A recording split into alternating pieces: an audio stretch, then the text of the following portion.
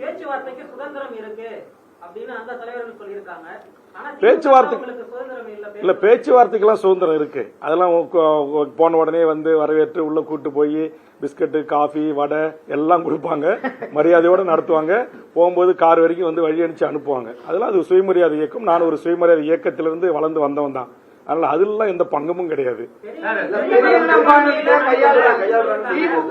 அது எதுல சொல்றாருன்னா, இந்த 10 அம்ச கோரிக்கையை கொடுத்து இது ஒரு டிமாண்டாக இதை நிறைவேற்றுங்கள், எனக்கு இடம் கூட தேவையில்லை என்று நான் சொன்ன போது எந்த கட்சியும் சொல்லாத ஒரு புதிய ஒரு அஜெண்டாவை, புதிய ஒரு செயல் திட்டத்தை வேல்முருகன் கொடுப்பதில் அது அவர்களால் ஏற்றுக்கொள்ள முடியவில்லை.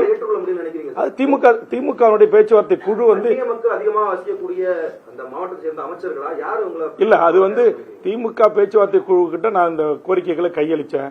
அதை குறித்து இந்த நிமிடம் வரையிலும் அதுல நாங்க ஒரு சரி 10 கொடுத்தீங்க வேல்முருகன், நாங்க ஒரு 5 நிறைவேற்றி தரோம், நீங்க வாங்க அப்படின்னு எங்களுக்கு அதிகாரப்பூர்வமான எந்த அழைப்பும் வரல. அந்த டிமாண்ட் கொடுத்ததே அவர்கள் வந்து நீங்களாம் டிமாண்ட் கொடுக்கிற அளவுக்கு அப்படின்ற அந்த தோணி இருக்குல்ல, அதைத்தான் நான் பெரிய மனப்பான்மை. ஒரு ஒருத்தர் 10.5% திமுக ஆட்சிக்கு வந்த டே 1 என்னுடைய சட்டமன்ற குறிப்புகளை படித்து பார்த்து தெரிந்து கொள்ளலாம் பத்திரிகை நண்பர்கள்.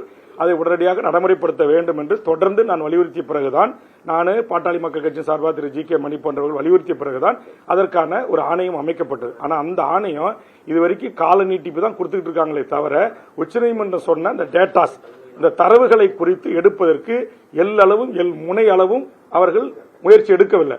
திமுக தலைவர் கலைஞர் அவர்கள் 108 சாதிகளை சேர்த்து உங்களுக்கு 20% இடஒதுக்கீட்டை வழங்கி சமூக நீதியை காத்து தந்தார். மறைந்த அம்மையார் ஜெயலலிதா அவர்கள் 69% இடஒதுக்கீட்டு வழங்கக்கூடாது என்று வந்தபோது இங்கிருந்து டெல்லிக்கு சென்று அங்கேயே தங்கி நாடாளுமன்றத்தின் மக்களவையிலும் மாநிலவையிலும் அதை பாதுகாப்பதற்கான சட்டம் இயற்றி சமூக நீதி காத்த வீராங்கனை என்று இன்றைய திகாவினுடைய தலைவர் வீரமணி அவர்களால் அழைத்து பாராட்டப்பட்டு அந்த விருதும் வழங்கப்பட்டது, அந்த பட்டம் சூட்டப்பட்டது. ஆனால் அதே சமூக நீதி வழி வந்த திமுக தலைவர் வந்த பெரியார், அண்ணா, கலைஞர் வழி வந்த திமுகவினுடைய தலைவர் மாண்புமிகு அண்ணன் தளபதி ஸ்டாலின் அவர்கள் ஏன் இந்த சமூக நீதி வழங்குவதில் அவர் சுணக்கம் காட்டுகிறார்? ஏன் அந்த ஆணையத்தை கிடப்பில் போட்டார்? ஏன் இந்த 10.5% வன்னியர்களுக்கு தருவதற்கு முன்வரவில்லை? எடப்பாடி தலைமையிலான ஒரு அவசர கதியில் இயற்றப்பட்ட ஒரு சட்டமாக அது இருக்கிறது. ஆனால் தரவுகள் அடிப்படையில் ஏற்றி கொண்டு வாருங்கள், உச்சநீதிமன்றம் நாங்கள் அதை பரிசீலிக்கிறோம் என்று சொன்னபோது ஏன் அதை செய்ய முன்வரவில்லை? அப்ப ஏன் வரல நான் கேள்வி கேட்ட போதுதான் அவர் எழுந்து சொன்னார், நாங்க இதை நடைமுறைப்படுத்த பரிசீலிக்கிறோம். அதே மாதிரி அதுக்கு பிறகு தனிப்பட்ட முறையில் சந்திச்சு போய் சொன்ன போதும் அவையில அவர் வந்து என்ன சொன்னாரு, நாங்க வந்து இதற்கான நடவடிக்கை மேற்கொள்றோம் அப்படின்னாரு. ஆனா மேற்கொள்ளல. சரி 10.5% கொடுத்தா அது ஒரு வன்னியிருக்கின்ற ஒரு சாதிக்கு மட்டும் கொடுத்ததால திமுகவுக்கு வாக்கு கிடைக்காது அப்படின்னு கருதினால் நான் சொன்னேன் மாண்புமிகு முதலமைச்சர் அவர்களே, அப்ப நீங்க சாதிவாரி கணக்கெடுப்பு நடத்துங்க. சாதிவாரி கணக்கெடுப்பு நடத்தி தமிழ்நாட்டில் இருக்கிற அனைத்து மக்களுக்கும் அவரவர்களின் எண்ணிக்கைக்கு ஏற்றவாறு கல்வி வேலைவாய்ப்பு உரிமையை வழங்குங்கன்னு சொன்னேன். அப்ப அதை வழங்க முன்வராதனுடைய அடிப்படை காரணம் என்ன?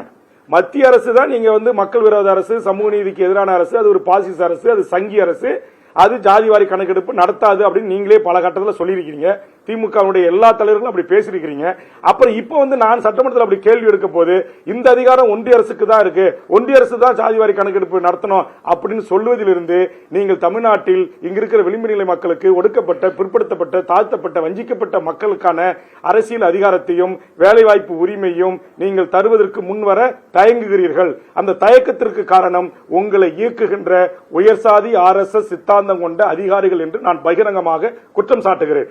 திமுகவினுடைய தலைவராக இருக்கிற கலைஞருடைய கருணாநிதி அவருடைய கலைஞருடைய மகன் திரு ஸ்டாலின் அவர்கள் சமூக நீதி வந்த திராவிட இயக்கத்தினுடைய தலைவர் தானே. நீங்க துணிஞ்சில முடிவெடுத்து நடைமுறைப்படுத்தணும். அது எந்த சக்தி உங்களை தடுத்தது? அதுக்கு எனக்கு பதில் சொல்லுங்க. சமூக நீதி பேசுற திமுக கிட்ட சமூக நீதி இல்லைன்னு சொல்றீங்களா சார்? சமூக நீதி பத்தி வெறும் பேச்சுக்கு தான் பேசுறாங்க. மத்தியில பாஜக என்ன செய்யுதோ அதை வந்து மாநிலத்தில் திமுக செய்யுதுன்னு சொல்றீங்களா? இல்ல, அதாவது ஒட்டுமொத்தமா அது வந்து ஒரு மனிதகுல விரோத கட்சி பாரதிய ஜனதா கட்சி. அவர்களோட நான் இவர்களை ஒப்பிடல. ஆனா இவர்கள் சில அழுத்தத்திற்கு அடிபணிந்து இங்கு சாதிவாரி கணக்கெடுப்பை எடுக்க மறுக்கிறார்கள். ஏன்னா இன்னைக்கு மைனாரிட்டி சமூகம் என்று சொல்லக்கூடிய முன்னேறிய RSS பிஜேபி ஆதரவாளர்கள் தான் இன்றைக்கு கோட்டையில் யார் ஆட்சிக்கு வந்தாலும் கோல் வச்சுகிறார்கள். அதனால அவர்களுடைய ஆலோசனையை பெற்று நீங்க வேண்டாம் ஜாதிவாரி கணக்கெடுப்பு நடத்தீங்கன்னா ஏற்கனவே முன்னேறிய வகுப்பினர் அனுபவித்து வருகின்ற அந்த உரிமைகள் அனைத்தும் பறிபோய்விடும். அப்படிங்கறதால தான் இப்ப இங்க இத்தனை பேர் பத்திரிகை ஊடக நண்பர்கள் உட்காந்துருக்கீங்க. உங்கள் சமூகத்தை சேர்ந்தவர்களுக்கு உரிய உங்கள் எண்ணிக்கைக்கு ஏற்றவாறு உங்களுடைய சமூகத்தை சேர்ந்தவர்களுக்கு இங்க அதிகாரத்தில் பங்கு இருக்கிறதா? கோட்டையில் கோல வச்சுக்கின்ற செயலாளர்கள் பங்கு இருக்கிறதா? மாவட்ட ஆட்சித்தலைவர்கள் பங்கு இருக்கிறதா? காவல்துறை கண்காணிப்பாளர் பங்கு இருக்கிறதா? டிஜிபி, ஏடிஜிபி, சட்ட ஒழுங்கு, உளவுத்துறை போன்ற உயர் பதவிகளுக்கு தமிழர்களுக்கு வழங்கப்படுகிறதா? நீங்க இன்னைக்கு எடுத்துங்க, ஒரு ஜோன் ஐஜி எடுங்க, எஸ்பி எடுங்க, கலெக்டர் எடுங்க, இப்ப நியமிக்கப்பட்டிருக்கிற உளவுத்துறை டிஜிபில இருந்து எடுத்து கணக்கு பாருங்க. ஏன் தமிழ்நாட்டில் தமிழை தாய்மொழியாக கொண்ட அல்லது மொழி வழி சிறுபான்மையராக ஆண்டாண்டு காலமாக இந்த மண்ணில் வாழக்கூடிய மக்களுக்கு யாரும் அந்த இடத்துல அமர்வதற்கு அதிகாரம் இல்லையா? அப்ப இதுல எங்க இருக்கு சமூக நீதி? இதைத்தான் நான் சட்டமன்றத்தில் கேட்கிறேன், இதைத்தான் அவருக்கு டிமாண்டா கொடுக்கிறேன். அப்ப நீலாம் யாரு எங்களுக்கு டிமாண்ட் வைக்கிறது? டிமாண்ட் வச்சுலாம் எங்ககிட்ட நீங்க கூட்டணி வர வேணாம் அப்படின்னு நீங்க எங்களை கையாளுறீங்க. அதனால நாங்க கூட்டணி விட்டு வெளியேறோம். நான் என்ன சொல்றேன், கொள்கை தாங்க காரணம். நான் கொள்கை நான் சொல்லிட்டேன், எனக்கு சீட்டு முக்கியம் இல்ல.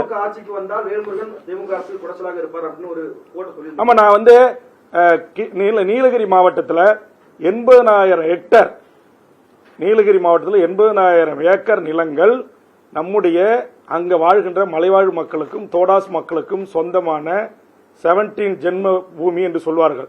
அந்த நிலத்தை மீட்க வேண்டும் என்று சட்டமன்றத்தில் 5 முறை பேசினேன். அது மகாவீர் ஜெயின் ஒருத்தவன் அரசு அதிகாரிகளை கையில் வைத்துக் கொண்டு தான் பெயருக்கு பட்டா மாற்றி அதை தமிழ்நாட்டில் இந்தியாவில் பல மாநிலங்களில் வங்கியில வச்சு பல ஆயிரம் கோடி மோசடி செஞ்சிருக்கிறான். அதை மீட்டு அந்த நிலங்களை அங்க இருக்கிற நிலமற்ற ஏழை மண்ணின் பூர்வீகுடி மக்களுக்கும் இலங்கையில பண்டாரநாயக்கா ஸ்ரீராமா ஒப்பந்தத்தின் அடிப்படையில் இங்க கொண்டு வந்து நீலகிரியில் வைக்கப்பட்டிருக்கிற 5 லட்சம் மக்களுக்கும் 1 சென்ட் நிலங்கடை. இன்னைக்கு தோட்ட எஸ்டேட்லாம் மூட்டான், பசியும் பட்டினியுமா வாடி கிடக்குறாங்க. அவர்கள் என்னுடைய தொப்புள் கொடி ரத்த உறவு. ஈழத்துலதான் 1.5 லட்சம் மக்களை கொன்னு குவிச்சாங்க. தோட்ட தொழிலாளர்களாக அழைத்து செல்லப்பட்டு அங்கு உறிஞ்சி அட்டை போல் அவருடைய ரத்தத்தை உறிஞ்சி திரும்ப அவர்கள் கொண்டு வந்து இங்க கப்பலில் இறக்கப்பட்டு நீலகிரி, புதுக்கோட்டை, மதுரை பல்வேறு மாவட்டங்களில் 5 லட்சத்துக்கு மேற்பட்ட மக்கள் வாழ்றாங்க.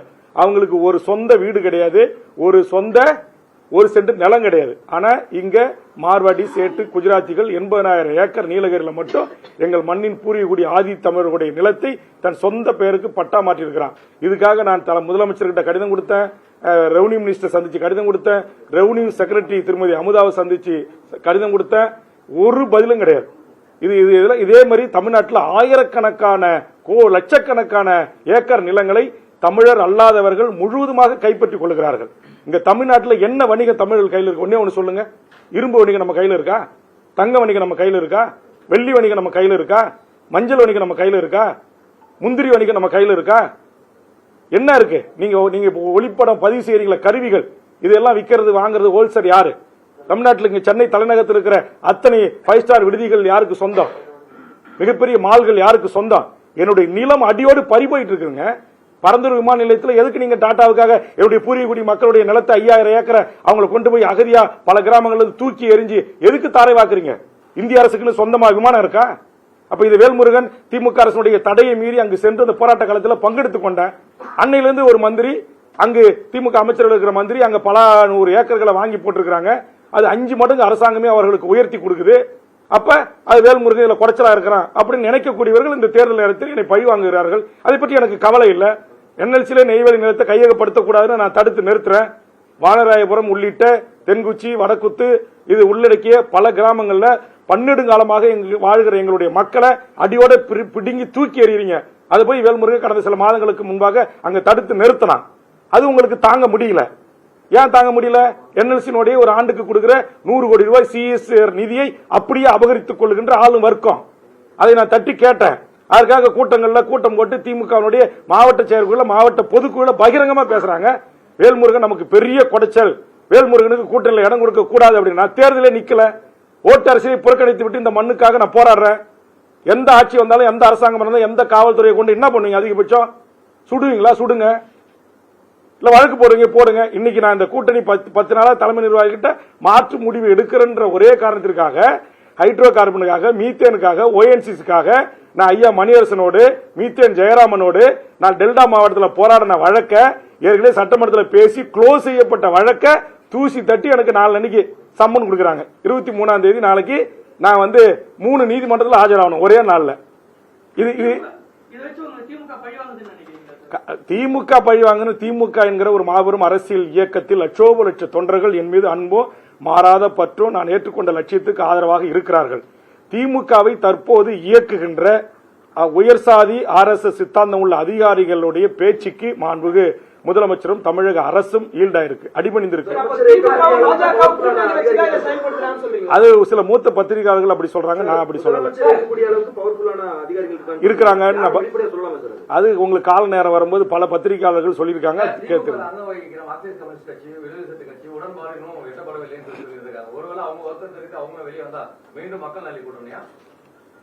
இல்ல, அது அவங்க நான் வெளியேறிட்டேன்னு உங்களுக்கு அறிவிச்சிருக்கிறேன். அவர்கள் அப்படி வெளியேறி விட்டார்கள் என்று அறிவித்தால் அப்படி அவங்க வெளியேற மாதிரி எனக்கு தெரியல. காரணம், அவர்கள் அனைவருமே, நான் தான் சொல்றேன், இப்போ உங்களை சந்திக்க உட்கார முன்னாடி அந்த கட்சியினுடைய மாநில செயலாளர்கள், தலைவர்கள், அண்ணா நம்ம ஒரு மதச்சார்பற்ற அணியில் இருக்கிறோம், நீங்க கண்டிப்பா சட்டமன்றத்துக்கு போகணும், குரலற்ற மக்களின் குரலா நீங்க ஒலிக்கணும் அப்படின்றத தொடர்ந்து உங்களுக்கே தெரியும். நேற்று கூட பத்திரிகையாளர் சந்திப்பில் அண்ணன் திருமாவளவன் என் மீது வைத்திருக்கிற அந்த மிகப்பெரிய ஒரு நம்பிக்கை, ஒரு நட்பின் காரணமாக பல முறை என்னை தொடர்பு கொண்டு பேசினார்கள்.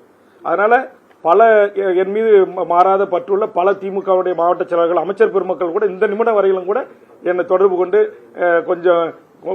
கொஞ்சம் பொறுத்தருங்க அப்படிலாம் பேசுறாங்க. ஆனா எனக்கு என்ன சொன்னேன், சரி சீட்டு தான் உங்களுக்கு நெருக்கடி இருக்கு, காங்கிரஸுக்கு கூட்ட கொடுத்துட்டீங்க, தேமுதிகவுக்கு கூடுதலா கொடுத்துட்டீங்க, கமல்ஹாசனுக்கு கொடுக்குறீங்க, சீட்டே வேண்டாங்க, இந்த 10 அம்ச கோரிக்கை நிறைவேற்றுங்கன்ற. இது நீங்க ஜாதிவாரி கணக்கெடுப்பு நடத்தும். இன்னும் 5 வருஷம் ஆட்சி முடிஞ்சு போச்சு, 5 வருஷம் கரடியா நான் கத்தனை சட்டமன்றத்தில் செய்யலங்க. மீண்டும் திமுக தான் ஆட்சிக்கு வரப்போகிறது, இது ஒரு வெற்றி கூட்டணி என்று நானே சொல்லியிருக்கிறேன்ல. அப்படி இருந்தா இல்ல, நேற்று வரைக்கும் இந்த நிமிடம் வரைக்கும் அதுதானே உங்ககிட்ட சொன்னேன். அப்ப மீண்டும் திமுக ஆட்சிக்கு வந்த போது வேல்முருகன் கொடுத்த இந்த கோரிக்கைகளை திமுக அரசு பரிசீலிக்கும் அப்படின்னு என்னை அழைத்து முதலமைச்சர் சொல்லுவதில் என்ன உங்களுக்கு? அப்ப யார் தடுக்கிறா? எது உங்களை தடுக்கிறது? இந்த கேள்விக்கு என்ன பதில் இருக்கு?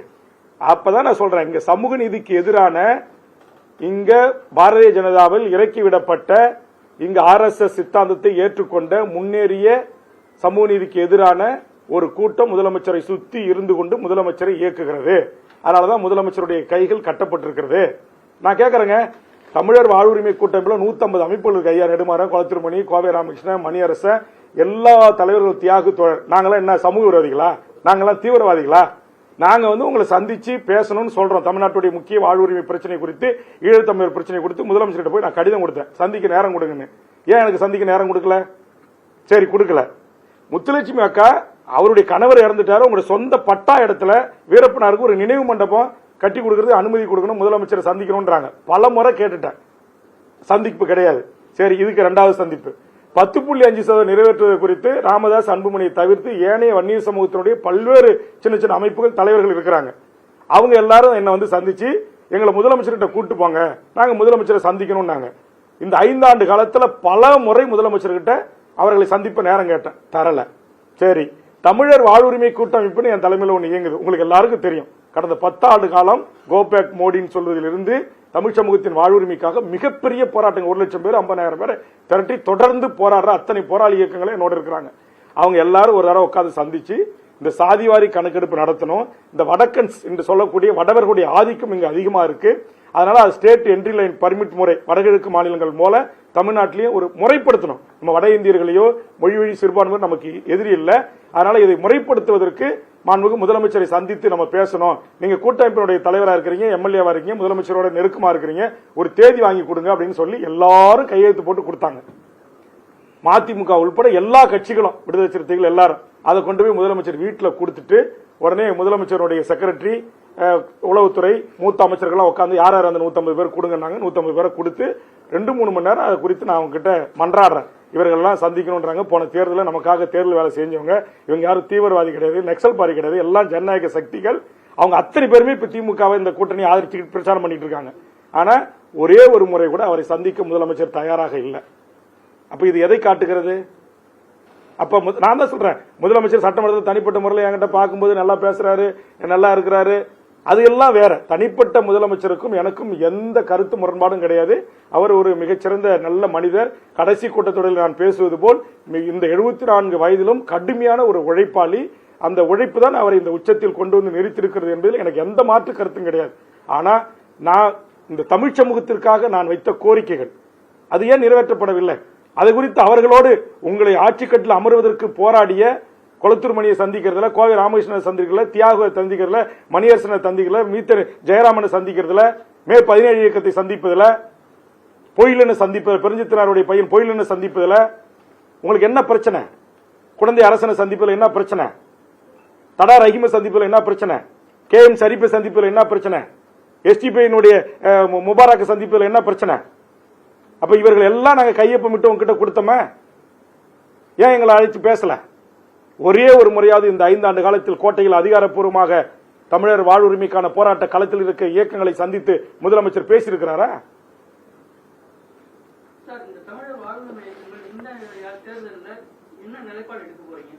இல்ல, இது வந்து ரொம்ப எங்களை என்ன சொல்லுவாங்க, கூடவே வைத்திருந்து நாங்கள் ஒரு வலுவான மாற்று அணியாக கட்டமைத்து விடக்கூடாது என்கிற அடிப்படையில் கடைசி நேரத்தில் அவங்க எங்களுக்கு இந்த பதில சொல்றாங்க. இந்த பதில சொன்ன பிறகுதான் நான் அவங்களை சந்திக்கிறேன்.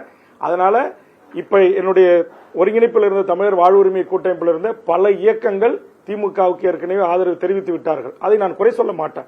அது மதச்சார்பற்ற பாரதிய ஜனதா அணி இங்கு வெற்றி பெற்றுவிடக் கூடாது என்பதற்காக அவர்களை ஆதரித்திருக்கிறார்கள். இப்போது நான் கூட்டிலிருந்து வெளியேறி வந்திருக்கிறேன். இனி அவர்கள் தான் முடிவு செய்ய வேண்டும். திமுகவை ஆதரிப்பதா, வேல்முருகனை ஆதரிப்பதா, வேல்முருகன் தலைமையில் அமைய போகின்ற இந்த தமிழர் வாழ்வுரிமைக்கான ஒரு கொள்கை சார்ந்து நான் என்ன சொல்றேன், இப்ப டெல்லியிலே கூட கடந்த காலத்தில் வாஜ்பாய் கவர்மெண்ட்ல ஒரு செயல் திட்டம் இருந்துச்சு, ஒரு குறைந்தபட்ச செயல் திட்டம் இருந்துச்சு. ஆட்சிக்கு வந்தா நாங்க இதை செய்யணும் ஒரு ஒப்பந்தம் ஏற்படுத்தினாங்க. இப்ப அந்த மாதிரி இங்க வந்து நான் ஒரு கோரிக்கையா தான் சொன்னேன், அதை கூட ஏத்துக்கல, அதை கூட்டு பரிசீலனை பண்ணல அப்படின்னா இது என்ன மனநிலைமை சொல்லுங்க? கண்டிப்பா நீங்க பத்திரிகை தான் வந்து நீங்க விவாதத்துல கூட 3 முனை போட்டு 4 முனை போட்டின்னு தான் எடுத்துக்கிறீங்க. ஆமா, கண்டிப்பா நாங்க வந்து தமிழக வாழ்வுரிமை கட்சி இந்த தேர்தலை நாங்க தான் சொல்லிட்டோமே, திமுக கூட்டிலிருந்து வெளியேறிட்டோம். நாங்க எத்தனை கட்சிகள் அமைப்புகள் ஆதரவோடு இந்த தேர்தலை சந்திக்க போகிறோம் என்பதை விரைவில் நான் அறிவிக்கிறேன். அப்ப எங்களை நீங்க வந்து 5 முனை போட்டியை தாண்டி 6 முனை போட்டியாக கூட களம் மாறுகிறது என்பதை நீங்கள் தான் விவாத பொருளாக மக்கள்கிட்ட கொண்டு போகணும். நீங்க முதல்ல நாங்க இந்த மண்ணுக்கும் மக்களுக்கும் போராடுகின்ற போராளிகளை கொண்ட இயக்கங்கள் இருக்கு, இவங்கெல்லாம் இங்க லஞ்சம், லாவணியம், ஊழல், மண்ணை திருடாம, மலையை வெட்டி கடத்தாம, தாது மணல் கொள்ளையில ஈடுபடாம, லாட்டரி விற்காம, கஞ்சா விற்காம, அபீன் விற்காம இந்த மண்ணில் நேர்மையான அரசியலாளர்கள் எங்களை போன்றவர்கள் இருக்கிறாங்க என்பதை இந்த நாட்டில் இருக்கிற கடகோடி உழைக்கும் பாட்டாளி வர்க்கத்திற்கும் கடகோடி வாக்காளருக்கும் கொண்டு சேர்க்க வேண்டிய கடமையும் பொறுப்பும் எனது அருமை பத்திரிகை ஊடக நண்பர்களாகிய உங்களுக்கு இருக்கு. நீங்க கொண்டு போய் சேருங்க. நீங்க ஒரு சினிமா நடிகரை கொண்டு போய் சேர்ப்பதில் இங்க இருக்கிற போராளி இயக்கம் மறந்து ஐயா கண்ணு, நல்ல கண்ணு போன்றவர்களை சேர்க்க மறந்துட்டீங்க. ஐயா கண்ணு போன்ற, பாண்டியன் போன்ற இந்த மண்ணுக்காக விவசாய மக்களுக்காக போராடுகின்ற இளைஞரன் போன்றவர்களை கொண்டு போய் சேர்க்க மறந்துட்டீங்க. எத்தனையோ விவசாய சங்க தலைவர்களை, உதயகுமாரனை கொண்டு போய் சேர்க்க மறந்துட்டீங்க. ஆக அதுமாரி இல்லாம ஒரு அரசியல் கட்சியாக நாங்களும் இந்த மாதிரி நாங்களும் இருக்கிறோம். நிறைய அமைப்புகள் இருக்கிறாங்க, சமரசமற்று கடைசி நிமிடம் வரைக்கும் போராடி மடிந்தாலும் பரவாயில்லை அப்படின்னு. அவர்களுக்கு கூறிய முக்கியத்துவத்தை, அவர்களுக்கு கூறிய இடங்களை பத்திரிகை ஊடகங்கள் அவர்களுக்கு கூறிய வெளிச்சத்தை கொடுங்க. நாங்க எல்லாரும் சேர்ந்து இந்த பத்திரிகை ஊடகத்தின் சார்பாக நாங்க கைகூப்பி தமிழக மக்கள்கிட்ட சொல்றோம், நாங்க ஒரு மாற்று அரசியலை, ஒரு அறம் சார்ந்த அரசியலை, ஒரு இந்த மண்ணுக்கான, மக்களுக்கான, மொழிக்கான, இனத்திற்கான, எதிர்கால என் சந்ததிக்கான ஒரு அரசியலை செய்வதற்கு நாங்கள் முற்படுகிறோம். தமிழக மக்கள், தமிழக வாழ்வுரிமை கட்சி தலைமையில் நாங்கள் முடிவெடுத்து அறிவிக்கின்ற அந்த கூட்டணியை ஆதரிக்க வேண்டும் என்று அன்போடு கரம் கூப்பி தமிழக மக்களுக்கு வேண்டுகோள் வைக்கிறேன். அதிமுகவுக்கும் பாஜகவுக்கும் சாதகமாயிடாதான்?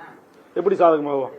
பாரதிய, நான் தான் சொல்லிட்டேன், NDA என்பது அது ஒரு பாரதிய ஜனதா மதத்தின் பெயரால் மக்களை அணிதிரட்டுகின்ற ஒரு கூட்டணி. அந்த கூட்டணியை எங்களுக்கு வாக்களிக்கக்கூடியவர்கள் கொள்கை, கருத்தியல், லஞ்சம், லாவண்யம், ஊழல், சுற்றுச்சூழல், காலநிலை மாற்றம், மீனவர் வாழ்வுரிமை, தொழிலாளர் வாழ்வுரிமை, விவசாயிகளுடைய வாழ்வுரிமை, விவசாயிகள் உற்பத்தி செய்கின்ற விளைபொருளுக்கு நியாயமான கட்டுப்படியான விலை கிடைக்க வேண்டும் என்று சொல்லுகின்ற எங்களுடைய சிந்தனை, எங்களுடைய எண்ணங்கள் என்டையரா டிஃபரண்ட். ஆனால் பாரதிய ஜனதா என்பது முழுக்க முழுக்க கார்ப்பரேட் நிறுவனங்களை உள்ளடக்கிய பெரும் முதலாளிகளை வளர்த்து எடுக்கிற, இங்க இருக்கிற நான் சொன்ன சிறு குறு தொழிலாளர்களிலிருந்து, சிறு குறு விவசாயிகளிலிருந்து, மீனவர்களிலிருந்து இவர்களுடைய வாழும் உரிமை பறிக்கின்ற ஒரு கட்சி பாரதிய ஜனதா. அதுக்கு எப்படி நாங்கள் லாபமா செயல்படுவோம்? கண்டிப்பா. ஏதாவது நான் கூட்டணி இப்ப வந்திருக்காங்க, அவங்களை கேட்காம நான் அறிவிக்க கூடாதுன்னு உங்ககிட்ட அறிவிக்கல. அவர்கள் அனைவரோட கலந்து பேசி கிட்டத்தட்ட 25 அமைப்புகள், சின்ன சின்ன விளிம்புநிலை மக்களுக்காக போராடுகின்ற கட்சிகள் என்னை வந்து சந்திச்சிருக்காங்க. ஏற்கனவே நான் சொன்ன மாதிரி திரு தடா ரஹீம் போன்றவர்கள், திரு உதயகுமாரன் போன்றவர்கள், திரு KM ஷரீப் போன்றவர்கள், நம்முடைய தூத்துக்குடியினுடைய ஸ்டெர்லைட் போராட்டத்தினுடைய ஒருங்கிணைப்பு குழு தலைமை ஒருங்கிணைப்பாளர் நேற்று தினம் வந்து என்னை ஆதரவு தெரிவித்தார் டாக்டர் வாத்திமா போன்றவர்கள். இது போன்ற எண்ணற்ற அமைப்புகள், இயக்கங்கள் தொடர்ச்சியாக நீங்கள் எடுக்கிற அந்த முடிவுக்கு நாங்கள் ஆதரவாக இருக்கிறோம் என்று தொடர்ச்சியாக எனக்கு ஆதரவுகள் குவிந்து கொண்டு வருகிறது. நீங்க பத்திரிகை நண்பர்களே சொல்லுங்க, இந்த 2 நாளா இந்த ஸ்டாண்டை நான் எடுத்த பிறகு, இப்படி கலந்து ஆலோசிட்டு தெரிஞ்ச பிறகு சமூக வலைதளங்கள்ல நீங்க சாதாரண பொதுமக்கள் கூட என்னை ஆதரிச்சு கருத்து பதிவிட்டு கொண்டிருக்காங்க. அப்படி வேணுமா நான் ஒரு 100கணக்கான கருத்து பகிர்வு உங்களுக்கு வேணுமா அனுப்புறேன். நீங்க வேணுமா செய்தியா போட விருப்பம் தான் போடுங்க. நாங்க அதை எங்களுக்கு கிடைக்கிற ஆதரவுகளை பொறுத்து கண்டிப்பா நாங்கள் முடிவறியும். சாதிவாரி கணக்கெடுப்பு நடத்தாது, 10.5% இடஒதுக்கீடு வன்னியர்களுக்கு கொடுக்காது, இதெல்லாம் திமுக பண்ணாது. வன்னியர்களுக்கு எதிரான ஒரு அரசியலா திமுக இருக்குன்னு பாக்குறீங்களா? நாங்க வன்னியருக்கு மட்டும் எதிராக சமூக நீதி, அதனால சொல்றேன், சமூக நீதியே இந்த மண்ணில் அனைத்து மக்களுக்கும் கிடைத்துவிடக் கூடாது என்பது தடுக்கிற ஒரு கூட்டம் முதலமைச்சரை சுத்தி இருக்கிறது என்பது என்னுடைய குற்றச்சாட்டு. அதற்கு முதலமைச்சர் ஈல்டாகிறார். அதனாலதான் முதலமைச்சர் சாதிவாரி கணக்கெடுப்பு எடுக்கல அப்படின்றது என்னுடைய பார்வை. புரியுது?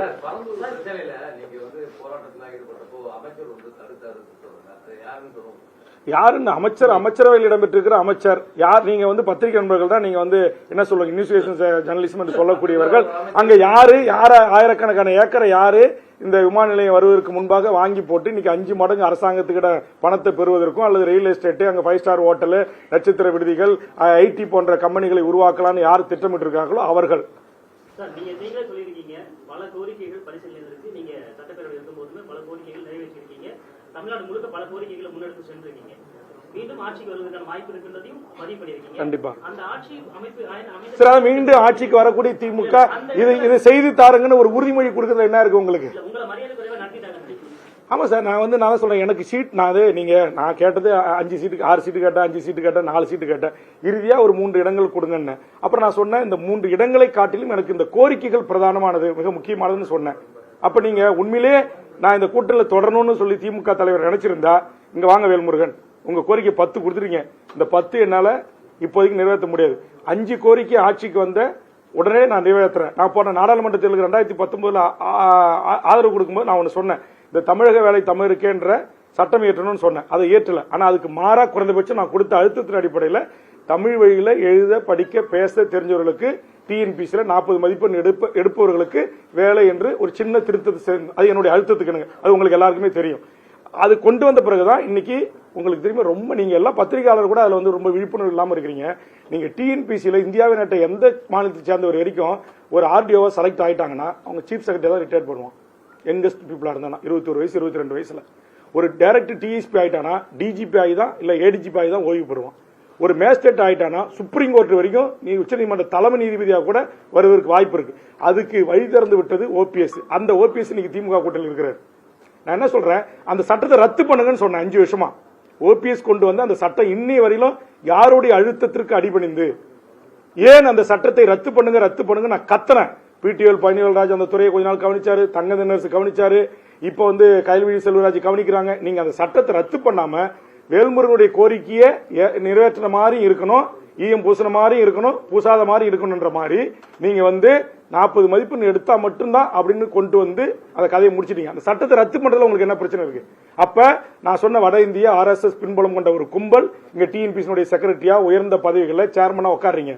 ஏன் தமிழ்நாட்டில் டிஎன்பிசி சேர்மனா ஒரு பச்சை தமிழ் அமர வைப்பதில் உங்களுக்கு என்ன சிக்கல்? யாரை போட்டிருக்கிறீங்க? அவர் தமிழ்நாட்டில் இருக்கிற இந்த மண்ணின் மக்களா இருக்கு, படிச்சு விட்டு பட்டம் படிச்சு 1 கோடி பேர் வேலை வாய்ப்பு பதிவு செய்து காத்திருக்கிறான, அவன் அந்த வேலைக்கு போறதுக்கான வாய்ப்பு உருவாக்காங்களா? தமிழ்நாட்டு வரலாற்றில் இன்னைக்கு குரூப் 2 தேர்வு ரத்து பண்ணது இருக்கா?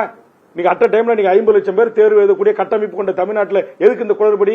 இந்த தேர்வுக்கு தயாரான அந்த இளைஞர்களுடைய எதிர்காலம் என்ன ஆச்சு?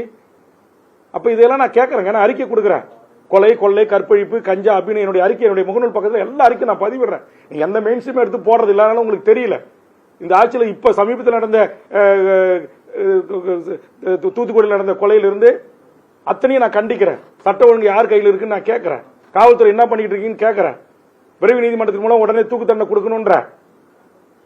அப்ப இதெல்லாம் திமுக இருந்துகிட்டு நான் பேசவே கூடாது, நீ உதயசூரியன் சின்னத்தில் நின்ன, நீ வெறுமனே எங்களுக்கு ஆதரவு கட்சியா மட்டும் இருக்கணும், வாயை திறக்க கூடாது, எந்த டிமாண்ட்ஸ் எங்களுக்கு வைக்க கூடாது அப்படின்ற அடிப்படையில் நீங்க அணுகுனீங்க அப்படின்னா, அப்போ இந்த 5 ஆண்டு காலத்துல எந்த அமைச்சர்கள், எந்த துறை செயலாளர்கள், யாரு எங்கெங்க எந்தெந்த துறையில தவறு செஞ்சிருக்காங்க, எல்லா புள்ளிவிவரங்களும் என் கையில் இருக்கு.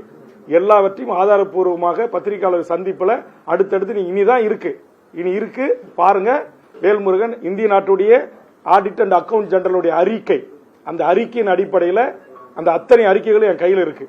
கடந்த கால அதிமுக ஆட்சியும் சரி, இந்த கால திமுக ஆட்சியிலும் சரி, இதுல மக்களுடைய வரிப்பணம் எத்தனை ஆயிரம் கோடி இன்னைக்கு அறப்போர் இயக்கம் வெளியிடுற மாதிரி, இன்னைக்கு பல யூடியூபர்ஸ் கூட துணிஞ்சு சில தவறுகளை சுட்டி காட்டுற மாதிரி என்கிட்ட அதிகாரப்பூர்வமா ஆவணமாவே இருக்கு. இது எல்லாம் வைத்து நான் பொதுமக்கள்கிட்ட என்னுடைய கருத்தை சொல்றேன். நான் வந்து ஒரு ஆளுங்கட்சி கூட்டணில இருந்து இன்னைக்கு உங்களுக்கு தெரியும், திமுக எனக்கு கொடுக்குற ஒரு இடமோ 2 இடமோ அது வந்து எனக்கு எம்எல்ஏ சீட் இல்ல, அது எம்எல்ஏ. ஏன்னா நெய்வேலியில் நான் 32,000 ஓட்டு சுயேட்சை வச்சிருக்கிறேன். இப்ப விஜய் மருத்துவர் ஐயா தலைமையில் அணி சேர்த்த பிறகு 6 அணி, அங்க ஒட்டுமொத்த ஓட்டே 1,50,000 ஓட்டு தான் போலாகும். ஏன்னா மொத்த ஓட்டே 1,70,000 ஓட்டு தான். அப்ப என்எல்சி இருக்கிற பெரிய ஆபீஸ் தான் ஓட்டு போட வரமாட்டான். 1,50,000 ஓட்டுல 6 அணியா பிரிச்சா ஏற்கனவே நான் வாங்கின 32,000 ஓட்டே போதுமான வெற்றிக்கான ஓட்டு, என்னால வெற்றி பெற முடியும். ஆனா நான் ஓட்டரசியலை கூட ஒதுக்கி வைத்து விட்டு நான் இந்த 10 அம்ச கோரிக்கை என்பது என் எதிர்கால இளைய தலைமுறைக்கானது. நான் மதுரை உயர்நீதிமன்றத்தில் போராடி பல உயர் பதவிகளில் தமிழ் வழியில படிச்சவங்களுக்கு வேலை வாய்ப்பு உரிமையை கொடுக்கல. நான் போராடி தீர்ப்பு வாங்கி தான் அதை நான் நிலைநிறுத்தினேன். ஆக நான் தொடர்ந்து இந்த மண்ணுக்கு அதே மாதிரி உங்களுக்கு தெரியும் 7.5% மாண்புமிகு எடப்பாடியார் அவர்கள் ஏழை மாணவர் செல்வங்களுக்கு அரசு பள்ளியில் படிக்கிறவங்களுக்கு கொடுத்தாரு. ஆனா அது பிரைவேட் காலேஜ்ல அனுமதி இல்லை. நாங்க அதற்கு நான் வழக்கை தொடுத்து அதுக்கு ஆனந்த வெங்கடேசன் மூலமாக தீர்ப்பை பெற்று நான் அதை நடைமுறைப்படுத்தினவன். நான் அதனால சொல்றேன், நான் இந்த மண்ணுக்கானவன், இந்த மக்களுக்கானவன். அதே மாதிரி உங்களுக்கு தெரியும், நீட்டு தேர்வு எழுதுறதுக்கு பீகார், உத்தரப்பிரதேசம், ராஜஸ்தான், கர்நாடகா போய் எழுதணும்னாங்க.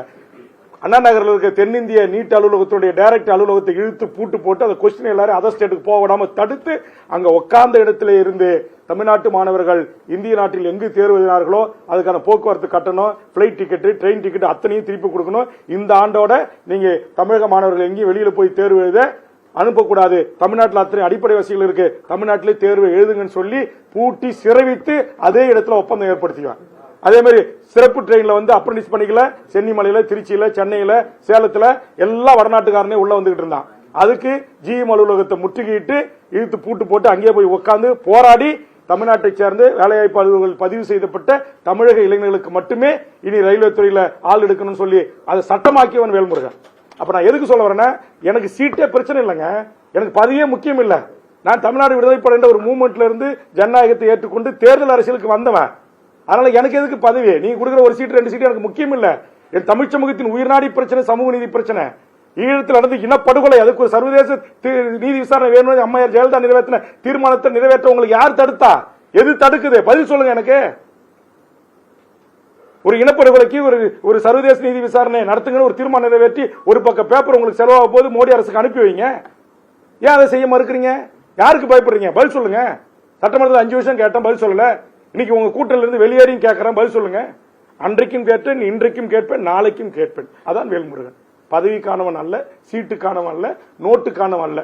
ஒன்னே என் சொந்த சாதியை சேர்ந்த ஒரு பசங்க ஒரு சில பேர் போடுறான், திமுக வேல்முருகனுக்கு பல கோடியை கொடுத்து வன்னியர்கள் ஓட்டை பிரிப்பதற்கு முயற்சிக்கிறார்கள். இந்த அபத்தங்கள் நடக்கும், அதை பத்தி எல்லாம் நான் கவலைப்படல. இந்த அவதூறுகள் நடக்கும், அதை பத்தி எல்லாம் நான் கவலைப்படல. நான் இந்த மண்ணையும் மக்களையும் மொழியும் இனத்தையும் நேசிக்கக்கூடிய ஒருவன். என்னை முழுவதுமாக அறிந்த மூத்த பத்திரிகை ஊடக நண்பர்களுக்கும் மூத்த அரசியல் தலைவர்களுக்கும் தெரியும். என்னுடைய சட்டமன்ற உரையை 5 ஆண்டு காலம் உன்னிப்பாக கவனித்த அருமை பத்திரிகை ஊடக நண்பர்களாகிய உங்களுக்கும் தெரியும். அதனால என்னுடைய கோரிக்கை, என் மக்களுக்கான கோரிக்கை தான் பிரதானம். அதை முன்னோக்கி தான் நான் தொடர்ந்து வலியுறுத்தி வந்தேன். அதற்கு கூட எனக்கு ஒரு சரியான பதில் கிடைக்காத பட்சத்தில் எங்கள் கட்சி ஒட்டுமொத்தமாக எடுத்த முடிவை எனது அருமை பத்திரிகை ஊடக நண்பர்களுக்கு அறிவித்திருக்கிறேன். தொடர்ந்து நீங்கள் ஆதரவு தர வேண்டும் என்று கேட்டு நிறைவு செய்கிறேன். நன்றி, வணக்கம்.